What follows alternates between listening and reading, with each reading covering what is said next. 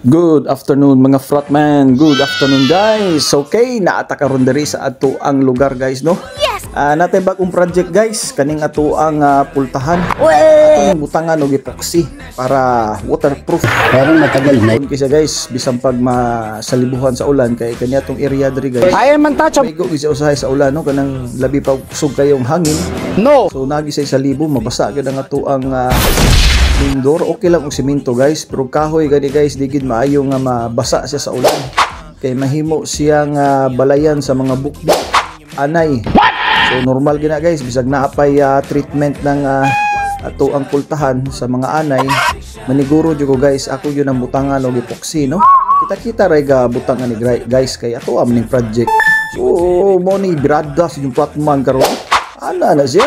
Kay importante man ako ang mga pultahan kay mao man ay maghatag og safety and security sa atong balay.